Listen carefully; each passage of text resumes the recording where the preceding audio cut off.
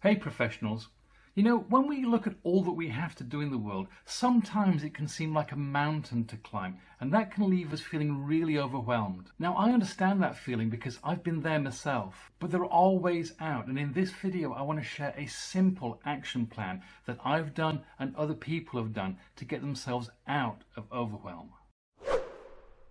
My name's Steve and I coach professional people just like you to combine your personal brilliance with unshakable emotional freedom. And a good place to start is with my free, simple 5-step guide to mastering stress in the moment.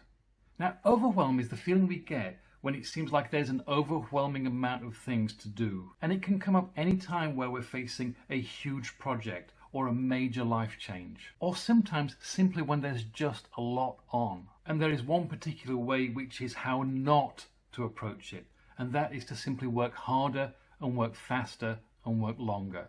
That will burn you out. What does work? Well, let's go.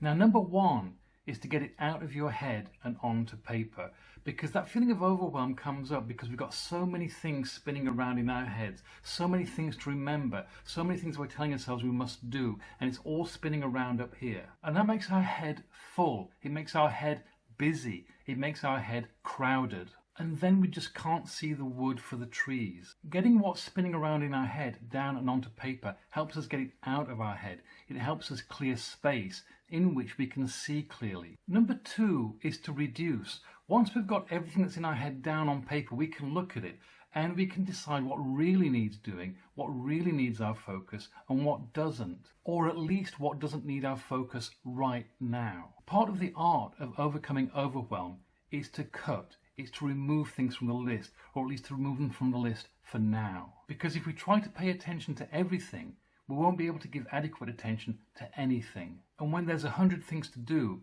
it's better to do 2 or 3 at a time, and then 2 or 3 more, and then 2 or 3 more, than to just stay stuck. Number 3 is to visualize the work. I don't mean to just write it down. You've done that already. I mean to lay it out visually. A great method for this comes from the Toyota manufacturing system, which is a Kanban board. A simple version of a Kanban board simply has 3 spaces: work that is on the backlog, to do, work that is in progress, and work which is done. More sophisticated Kanban boards might have multiple workflow stages. By visualizing the work as to do, in progress, and done, we can see where our focus needs to be right now, which is on the work in progress. And we can see where all the rest of the work is in the system. By the way, if you're enjoying this video so far, do give it the thumbs up and don't forget to subscribe to the channel and click the notifications bell so that you'll know when new content arrives. Number 4 is to split the work into smaller chunks and to limit the amount of work in progress, because smaller chunks of work flow through the system faster.